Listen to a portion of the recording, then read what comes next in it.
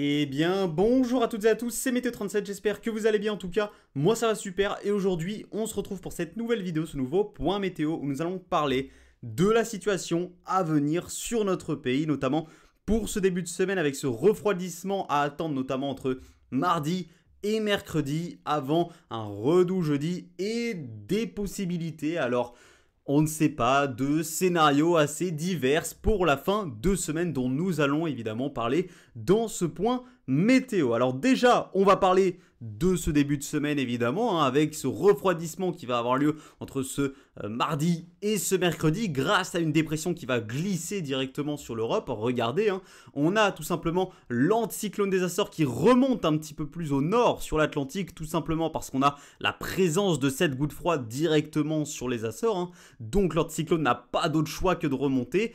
Et la remontée donc de cet anticyclone des Açores permet à cette dépression initialement donc sur le Royaume-Uni. Alors cette dépression, elle nous vient des Caraïbes ou de l'Est des États-Unis.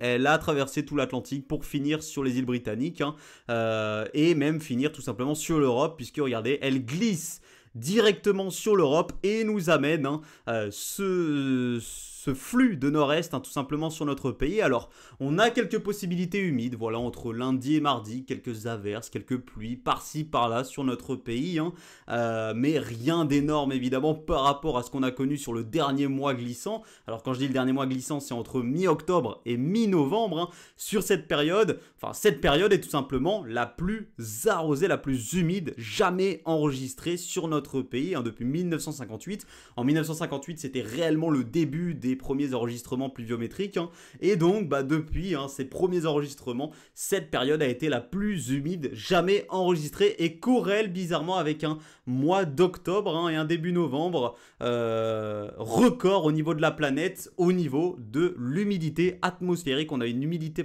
atmosphérique record sur la planète en octobre et également pour le début du mois de novembre. Donc maintenant, pour la suite, comme je vous ai dit, entre mardi et mercredi, on a ce refroidissement qui va avoir lieu en flux de nord-est. Donc, on va avoir le retour de gelée, notamment pour la matinée de mercredi, pour l'est du pays, en allant vers le centre-est, le massif central, c'est là réellement qu'on va avoir les gelées. Voilà, on pourra atteindre -1, -2, voire -3 jusqu'en pleine au niveau de ces gelées. Les températures les plus fraîches seront dans le nord-est du pays, évidemment. Sur certains après-midi, notamment l'après-midi de mercredi, nous pourrions, sur certains secteurs du nord-est, ne pas dépasser les 3-4 degrés de maximal avec ce flux de nord-est. Donc il va bien rafraîchir la masse d'air sur le pays. On devrait repasser sous les normes finalement sur le pays entre mardi et mercredi. Lundi sera plutôt une journée au niveau des normes de saison finalement. Et jeudi, eh bien, on devrait repasser au-dessus des normes, puisque regardez, l'anticyclone des Açores qui était remonté jusque-là sur l'Atlantique, eh bien, il vient directement s'aplatir, s'étaler sur nous finalement, cet anticyclone. Donc, la douceur va arriver par le nord, oui, le retour de douceur par le nord, puisque c'est cette ici, dorsale anticyclonique tout simplement, qui va directement s'étaler sur notre pays, qui va s'affaisser sur l'Europe de l'Ouest, et donc c'est par là que la douceur va arriver, et donc jeudi devrait de nouveau être une journée au-dessus des normes, mais vraiment légèrement au-dessus des normes. Et ensuite, c'est là que les incertitudes arrivent, et qu'on va parler des possibilités possibles pour cette fin de semaine. Des possibilités possibles, oui. Donc, on a plusieurs scénarios qui se dessinent pour cette fin de semaine.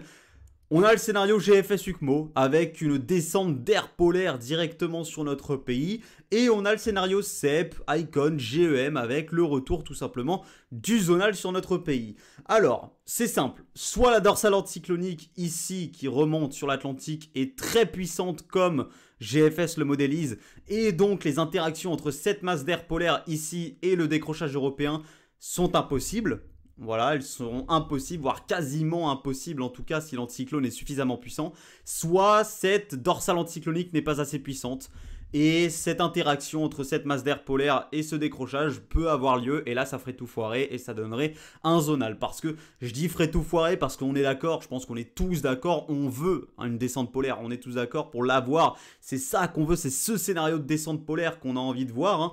Mais parfois la météo n'est pas ce dont on a envie, hein, malheureusement. Donc il faudra voir, hein, si on pourra également avoir possiblement une interaction entre cette dépression et ce décrochage polaire. Alors il faudrait pas que l'interaction soit trop forte entre cette masse d'air polaire ici et cette dépression et qu'ensuite elle rejoigne le décrochage. Ça donnerait également le retour du zonal, hein. Donc il y a énormément de petits détails comme ceci qu'il va falloir corriger ces prochains jours évidemment. La situation va vraiment commencer à se fiabiliser ce soir, demain lundi, voire mardi si c'est pas encore vraiment fiable ce lundi, hein. Donc je vous tiendrai au courant et je vous ferai certainement de nouveaux points météo pour vous parler de la situation à venir pour cette fin de semaine. C'est tout simple, pour moi il y a deux scénarios, soit le zonal gagne, soit la descente polaire gagne. Moi ça fait une semaine que j'ai rien lâché, même quand les scénarios étaient très mauvais sur cette descente polaire. Je ne lâche toujours rien, j'y crois à cette descente polaire, hein. Donc on verra comment déjà Seb va évoluer ce soir. Alors oui, je fais ce point météo avant la mise à jour de Seb parce que je ne pouvais pas le faire après tout simplement, hein. Mais en tout cas, il faudra voir comment Seb va évoluer. Si Seb par exemple voit la descente polaire, bah évidemment, ça nous donnera un espoir énorme, hein, qu'on ait GFS, UCMO, Seb, les trois principaux modèles les plus fiables qui se mettent en accord sur une descente polaire. Évidemment, ça nous donnera énormément d'espoir. Il faudra voir donc comment les modèles vont évoluer. Si Seb le voit pas ce soir, ça ne veut pas dire qu'il ne le verra pas demain ou qu'il ne le verra pas mardi. Par contre, s'il commence vraiment à insister sur un zonal lundi, mardi, mercredi, bah évidemment, on commencera à se poser des questions sur un possible retour tout simplement du zonal et on verra également l'évolution de GFS qui lui, par contre, insiste énormément sur la descente polaire en espérant ne pas avoir un énième faux espoir du modèle GFS. Merci à tous donc d'avoir suivi ce point météo. On verra les interactions qu'on pourrait avoir. La meilleure des interactions possibles, je vous le dis clairement, c'est une interaction entre cette dépression ici et ce décrochage qui pourrait donner un froid tout simplement humide sur le pays et des possibilités d'épisodes neigeux tout simplement en pleine. Ça, ce serait le meilleur scénario, mais on a d'autres scénarios qui voient tout simplement la descente polaire sur le pays sans interaction avec cette dépression ou évidemment d'autres scénarios où on a le retour du zonal. Par contre, les scénarios anticycloniques ne sont pas nombreux, hein. Ils ne sont absolument pas majoritaires, hein, sur les modèles et ça, c'est une très bonne nouvelle. Merci à tous d'avoir suivi ce point, on surveille cette situation, on regardera comment Seb va évoluer ce soir. C'était Météo 37, bye tout le monde.